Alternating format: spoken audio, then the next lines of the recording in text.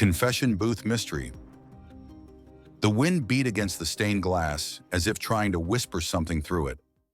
Father Louis sat in the confessional, wrapped in centuries-old silence that sounded louder than the voice of any parishioner.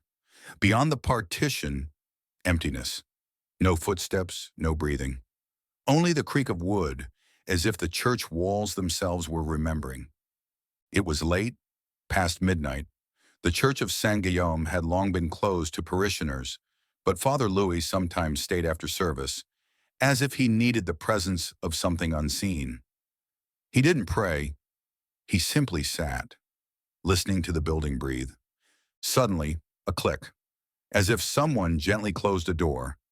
Then, light footsteps across the stone floor. Louis straightened. "Who's there?" he asked without expecting a reply. Silence. Then, a voice.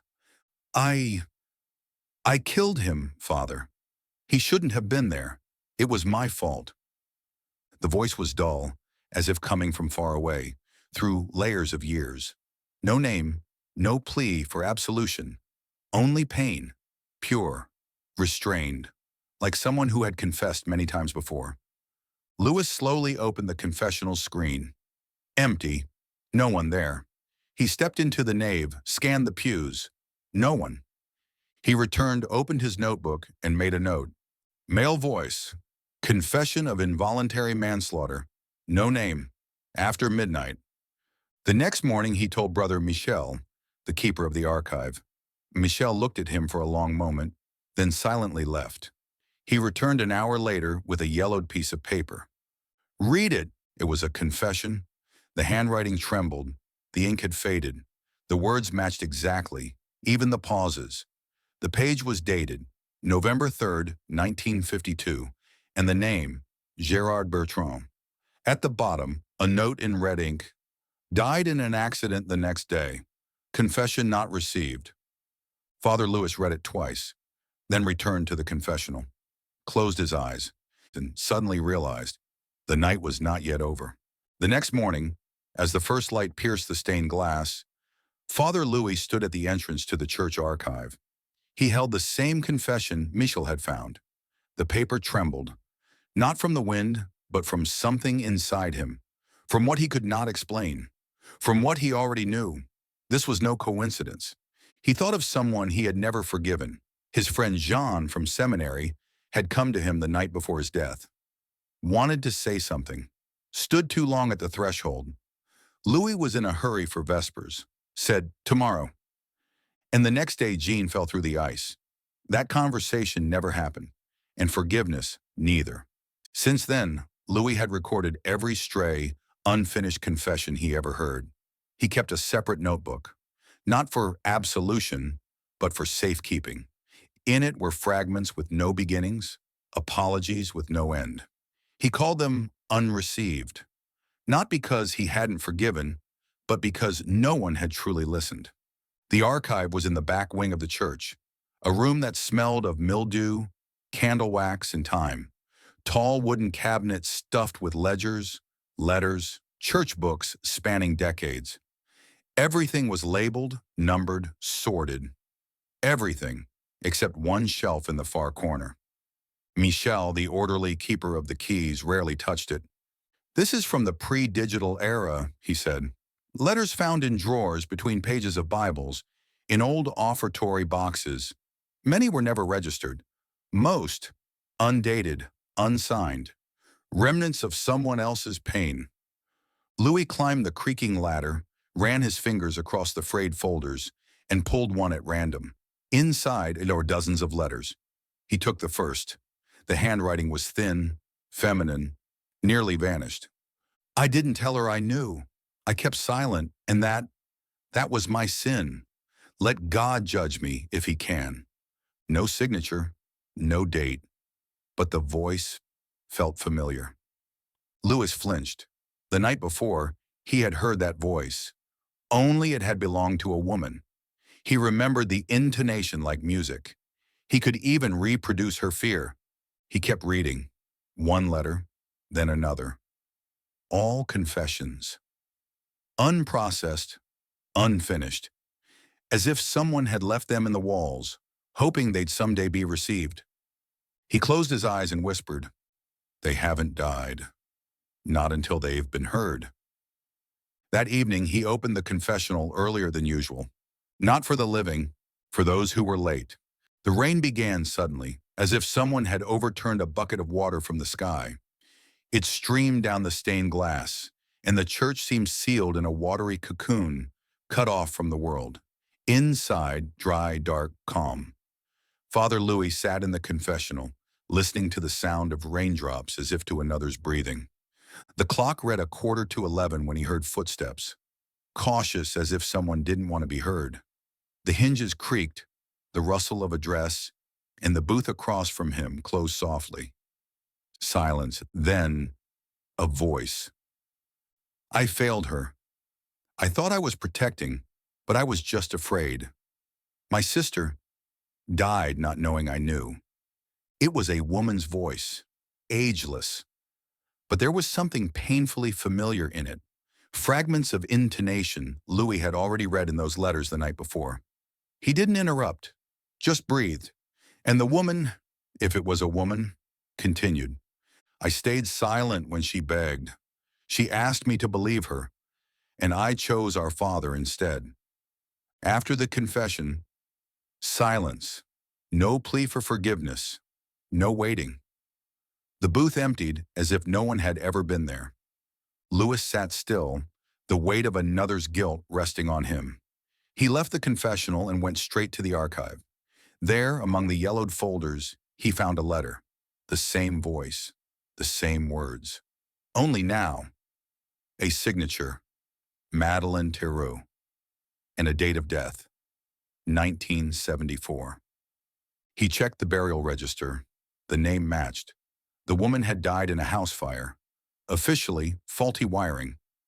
But some whispered she'd left the candle burning, on purpose. Louis laid the letter on the table and stared at the flame of the lamp. He didn't know why these souls were coming to him, but he knew this much. Their time had come. Not for absolution, but finally to be heard. The frost came early that year. The old walls of the church, thick as they were, couldn't hold back the cold. It crept into the confessional, beneath the collar, between the fingers. The air smelled of wet wood, candle soot, and something else, faint, like dried roses pressed between the pages of a forgotten Bible. Father Louis sat longer than usual. The voices had stopped. For 3 nights, silence. Not just absence, but the kind of silence that listens back, that tightens around you like a question. He had begun to doubt himself. Had he imagined the voices, invented them out of guilt? Maybe something in him had finally cracked. Loneliness, age, suppressed grief. The church was quiet by day, abandoned by many, and at night. Maybe ghosts weren't real. Maybe they were needs. On the 4th night, something shifted. The chill was sharper, and the confessional felt almost alive. He noticed things he hadn't before. The way sound echoed strangely against the wood, how his breath fogged in still air, the way footsteps reverberated too long, as if the stones remembered each step and refused to let it fade. He tried to pray. The words slipped away. At some point he heard a sigh, faint, but not imagined, and then, nothing. He stepped out, looked around the church. Empty pews, candlelight flickering in drafts. He whispered aloud, "Why me?" No reply. Just the groan of the old rafters, like a tree straining under its own age. He thought of leaving, truly. He imagined writing to the diocese, requesting retirement or reassignment. But something stopped him. He remembered his mother's voice from childhood. "Sometimes, Louis, the most sacred doors are the ones no one wants to open." He placed his hand on the wood of the confessional wall. Cold, smooth, but beneath it, memory, not his. He stayed. That night he began writing again, but not just the confessions. He began writing what he heard in the silence. He began to sleep in the archive, not out of fatigue, but necessity. He needed to be close to the old papers, the smells, the voices trapped in fibers.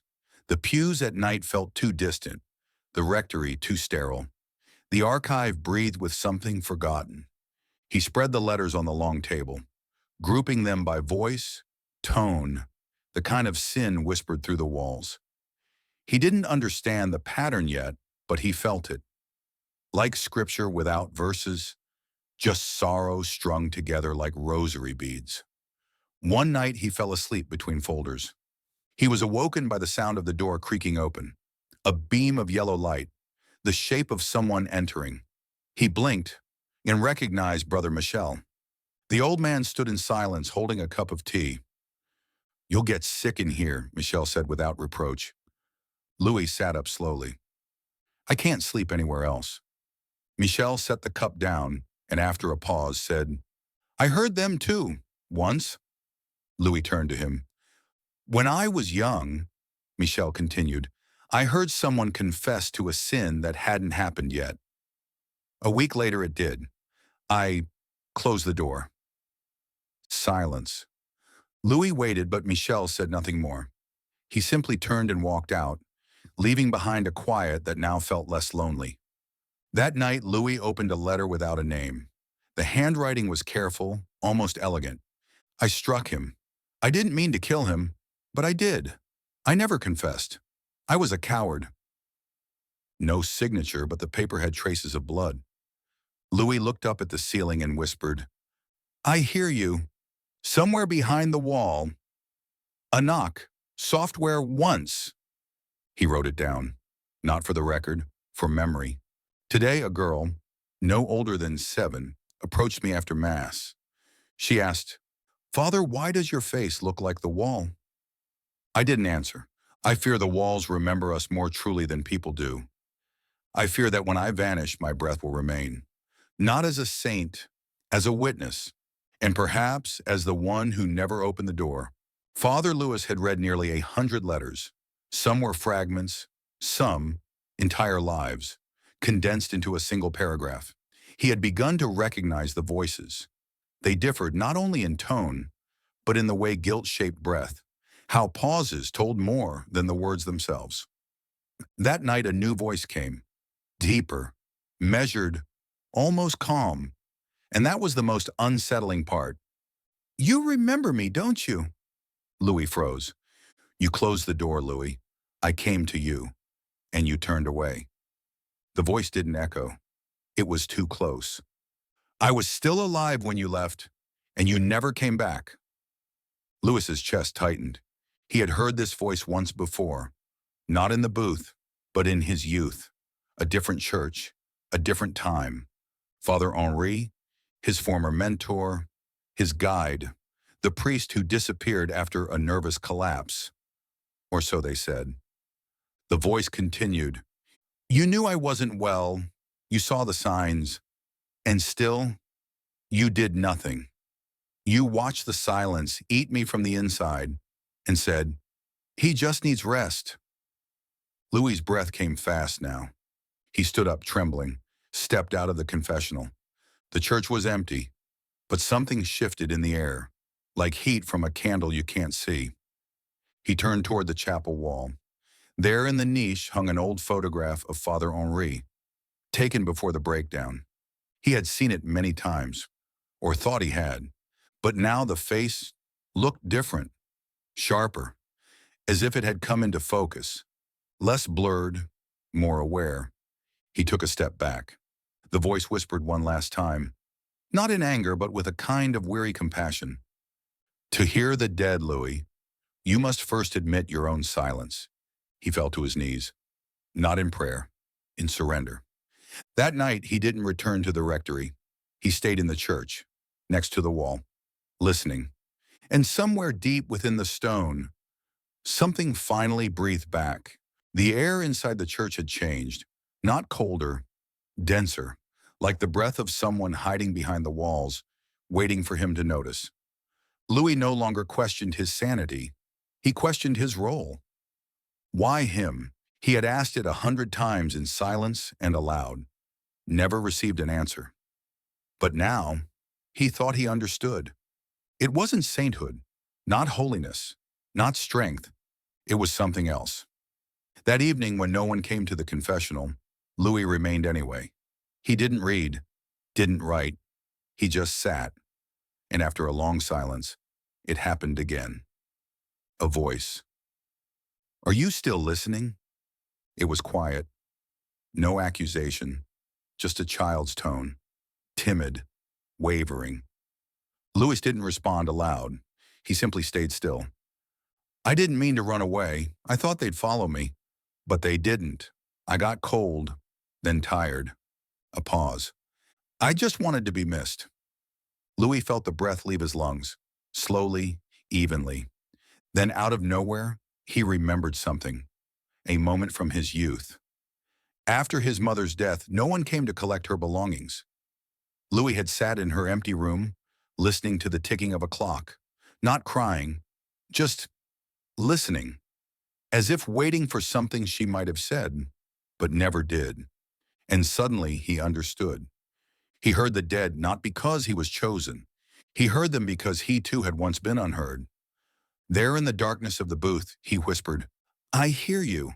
And the voice, that child's voice, whispered back like wind through reeds, "Thank you." That night, the silence didn't frighten him. It welcomed him, wrapped around him like an old blanket. And somewhere beyond time, someone finally fell asleep. No one else ever heard the voices, not Michelle, not the new priest that came after. But sometimes late at night, a candle in the nave would light on its own, or a page in an open missal would turn, or a breath, invisible but felt, would brush the neck of someone praying. The confessional was never removed, never renovated, and those who sat in it said they felt less alone, even if they never spoke a word. Louis stayed in the church until the end of his days, not out of duty, but because he knew someone was still whispering. He never sought answers again. He became one. And when the time came for his own silence, no one heard his last words. But the wall behind the confessional warmed slightly. His final thought was not a prayer, it was a memory. To forgive a soul doesn't need eternity. Sometimes one ear that stays open is enough.